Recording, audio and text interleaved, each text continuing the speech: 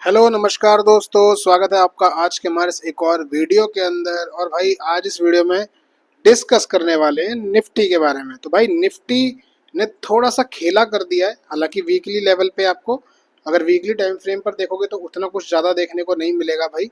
लेकिन जैसे ही आप 15 मिनट के टाइम फ्रेम पर आओगे आपको दिखेगा कि ये हुआ क्या है ना। निफ्टी में हुआ क्या था, एक तो इतना बड़ा गैप डाउन देखने को मिला जिसमें सुबह से ही लोग एक ये संभावना लगा रहे थे कि ये जो गैप है ना ये फिल हो जाएगा। हालांकि गैप अभी भी पूरा फिल तो नहीं हुआ है। हालांकि यहाँ देखोगे ना तो यहाँ तक निफ्टी ऑलरेडी आ चुका है, तो ये बीच में बस यही गैप रहता था। एक्चुअल में देखोगे तो ये वाला गैप है, लेकिन वैसे देखोगे तो ये मिड गैप था, तो लोग वेट कर रहे थे कि ये फुलफिल हो जाए तो ज़्यादा बढ़िया है। निफ्टी जब लिस्ट हुआ उसके बाद में और फॉल उसमें आता हुआ देखने को मिला, हालांकि अंतिम टाइम में एक अच्छी खासी रिकवरी देखने को मिली है। और इसमें सबसे मेन जो चीज़ है ना, देखो कि भाई जो आईटी सेक्टर है ना उसमें लगातार प्रेशर देखने को मिल रहा है। उसका सिंपल सा रीजन है भाई, एक तो आपका एआई की वजह से सबसे ज्यादा है। ऊपर से ये जो एक्सेंचर कंपनी है आपकी, इन्होंने भाई फ्यूचर में जो इनके जो कमाई के जो अनुमान थे ना वो इन्होंने भाई थोड़े से कम बता दिए हैं। तो जिसके अब ये सबसे बड़ी कंपनी है भाई, इसके बेस पर बाकी कंपनियों को थोड़ा जज किया जाता है कि जब इसी के नंबर अगर ये बोल रहे हैं कि भाई हमारे ही नंबर में थोड़ी प्रॉब्लम देखने को मिल सकती है, तो बाकी कंपनियां भी इसके शिकार होंगी। हालांकि ये वाली जो चीजें हैं ये कुछ दिनों तक शेयर के अंदर काम कर सकती हैं। अब देखना ये लगातार कंपनी कितना गिरती है, कितनी ज्यादा। ठीक है, तो एक्सेंचर से भाई हमेशा एक अंदाजा लिया जाता है बाकी कंपनियों का भी, जैसे आपकी टीसीएस हो गई, इन्फोसिस हो गई, एचसीएल, टेक महिंद्रा, जितनी भी टेक की कंपनियां हैं। तो एआई में भी प्रॉब्लम है। अच्छा जी, अब दूसरा पॉइंट, अगर तीसरे पॉइंट की तरफ चले तो वो है भाई आपका ना कि 5 दिन से लगातार निफ्टी में एक अच्छा खासा तेजी देखने को मिल रही थी, तो आप उसको प्रॉफिट बुकिंग भी बोल सकते हो। ठीक है, अगर मैं वन डे टाइम फ्रेम पर यहाँ पर जाऊँ, वन डे टाइम फ्रेम पे, तो अगर आप यहाँ से देखोगे तो भाई इस जगह से तकरीबन तकरीबन इस जगह से निफ्टी ऊपर आता हुआ देखने को मिला है। और ये चीज मैं आपको पहले भी समझा के बैठा हुआ हूँ कि ये जो लेंथ है ना, अगर निफ्टी इसके 50% तक भी आ जाए तो कोई बड़ी बात नहीं है, क्योंकि जब शेयर यहाँ से चला तो मैंने बताया था भाई एक लेवल ये है, दूसरा लेवल आपका ये है और तीसरा लेवल ये है। तीनों पॉइंट में समझा के चल रहा हूँ कि कहीं से भी ऊपर से जाके जब निफ्टी नीचे आएगा तो हम यहाँ क्या ढूंढने की कोशिश करेंगे, चार्ट नंबर 2। ठीक है, जब बनेगा तब देखेंगे।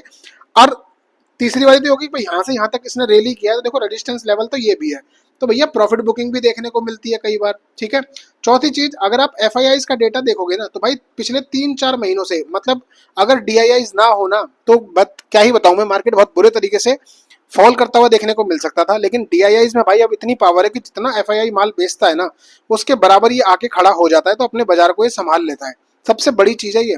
पहले बहुत ज्यादा भाई एफ के ऊपर डिपेंड करता था, पर अभी इंडियन मार्केट, क्योंकि अगर आप इंडियन मार्केट का असर अंडर मैनेजमेंट जाके देखोगे ना भाई, बहुत तगड़े तरीके से बढ़ा हुआ देखने को मिल रहा है। तो भाई अब है थोड़ा कि इंडिया की जो कंपनियां हैं वो थोड़ी सी मार्केट को बचा लेती है।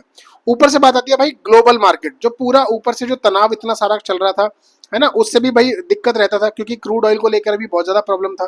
भाई अगर इसके रेट बढ़ गए तो और ज्यादा दिक्कत है, और ज्यादा महंगाई, और ज्यादा मार्जिन श्रिंक। लेकिन अगर क्रूड ऑयल अगर नीचे आ जाता है तो बाकी कंपनियों को थोड़ी राहत मिलती है। ठीक है, ऊपर से भाई जो फेड की मीटिंग के जो चेयरमैन है भाई बढ़िया से, अभी तो चेंज हो गए हैं, नए हैं, उनका नाम मुझे भी नहीं याद है, पढ़ा है मैंने पर याद नहीं है। ठीक है, उनके जो चेयरमैन है उन्होंने क्या बोल दिया भाई कि अभी तो फिलहाल हमने जो ब्याज दर है वो स्थिर रखी है, लेकिन आगे चल के उनमें वॉलिटिलिटी देखने को मिल सकती है, यानी कि हम बढ़ा सकते हैं। अब कोई इंसान ब्याज को अगर बढ़ा देगा तो बाहर का बंदा उससे लोन लेगा ही क्यों, लोन कम हो जाएगा, सीधी सी बात है। अब जब लोन कम लेगा, और लोग क्या करते हैं, इंडियन जो हमारी कंट्री है वो एक डेवलपिंग कंट्री है, तो बाहर के जो लोग हैं, जो बाहर के लोग हैं वो बाहर से पैसा उठाते हैं लोन पे, और वो लोन का पैसा लेके भाई इंडिया में आके इन्वेस्ट करते हैं। अब सबसे मेन चीज कि इंडिया में अगर आके इन्वेस्ट कर रहे हैं तो उनको अपनी करेंसी चेंज करानी पड़ती है भाई आईएनआर के अंदर, सीधी सी बात है, तभी इन्वेस्ट कर पाएंगे, क्योंकि ये बॉन्ड और ये डिबेंचर्स तो है नहीं। तो जब आईएनआर में चेंज करा रहे हैं, और इधर क्या हो रहा है, आईएनआर का भाई रेट गिरता जा रहा है ना। अगर आप देखोगे तो अपना जो इंडियन रुपीज है वो भाई नीचे जाता हुआ देखने को मिल रहा है। तो यहाँ पे अगर उनकी, अगर रुपए की वैल्यू अगर नीचे गिरेगी और उन्होंने इन्वेस्ट कर दिया, तो अगर मान लो 100 रुपए का पहले पैसे बन रहे थे तो अब उसकी वैल्यू डॉलर में कन्वर्ट करेंगे तो वैसे ही कम बनेगी, क्योंकि भाई ये जो आईएनआर है अपना नीचे गिर रहा है। और फिर उसको जाके इन्होंने क्या करना है, कन्वर्ट भी करना है, तो फिर कन्वर्जन चार्ज भी लगेगा, और उधर भाई ब्याज दर भी बढ़ जाए, तो ऐसे तो वो कॉम्पीट कर ही नहीं पाएंगे। कि मान लो वहां पे वो 3% के हिसाब से ले रहे हैं, और उनको भाई इतना 3% से तो ज्यादा ही कमाना है ना उनको, कन्वर्जन रेट भी इसके अंदर जुड़ेगा। मान लो उधर से किसी इंसान ने 3% पे लोन ले लिया, अब वो इंडिया मार्केट में आके वो इन्वेस्ट करे, तो यहाँ पे उसको कन्वर्जन चार्ज भी पड़ेगा, तो वो भी इसके अंदर वो जोड़ देगा, क्योंकि ये तो उसका टोटल खर्चा बैठ रहा है ना एक तरह से। तो और फिर इधर रिटर्न निकालना थोड़ा भारी पड़ता है, तो ये सारी चीजें जो मिलती है ना, तब थोड़ा सा प्रॉब्लम देखने को मिलता है एफ के चलते। ये यहाँ पर इसलिए दबा के बिकवाली करते हुए देखने को मिल रहे हैं, ठीक है। और बाकी ऑयल वगैरह का तो सीन था ही भाई जो चल रहा है। एआई सेक्टर में वैसे ही आपको प्रेशर देखने को मिल रहा है। और सबसे मेन चीज है भाई, बाकी आप शेयर्स वगैरह भी देख सकते हो।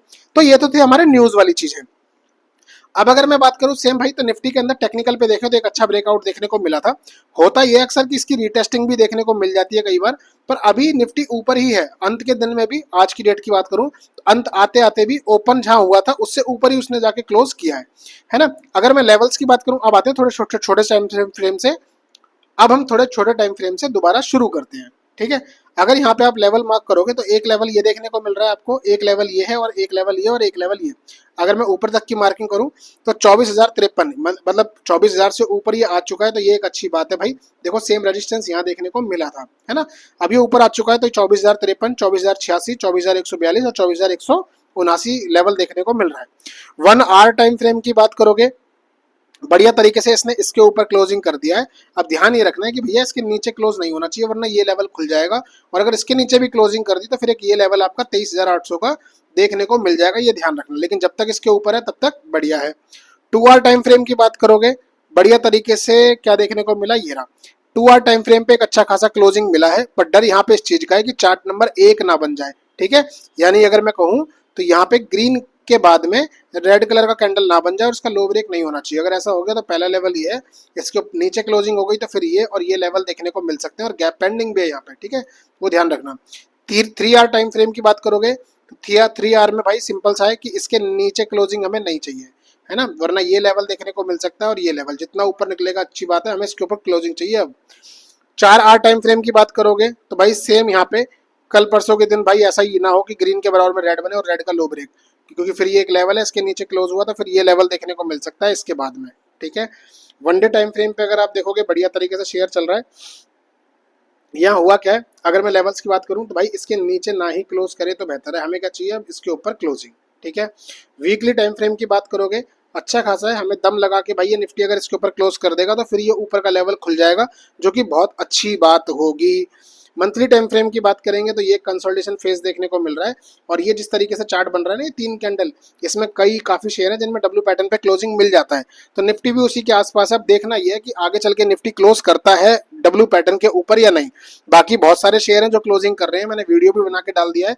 जो लोग नए हैं जिनको नहीं पता मैं बता दूं, हमारे चैनल पर भाई डेली ब्रेकआउट वाली सीरीज चलती है, तो वहां पे आप ब्रेकआउट वाले शेयर भी जाकर देख सकते हो। वंस अगेन बोल रहा हूँ भाई, कोई बाय सेल होल्डर्स का रिकमेंडेशन है नहीं, एजुकेशन पर्पज से मैं वीडियो बनाता हूँ आपके लिए, तो एजुकेशन पर्पज से इसको देखना। वीडियो अच्छी लगी हो तो लाइक सब्सक्राइब कर सकते हो। मिलते हैं आपसे अगले वीडियो में, तब तक के लिए take care, bye bye, keep learning keep study.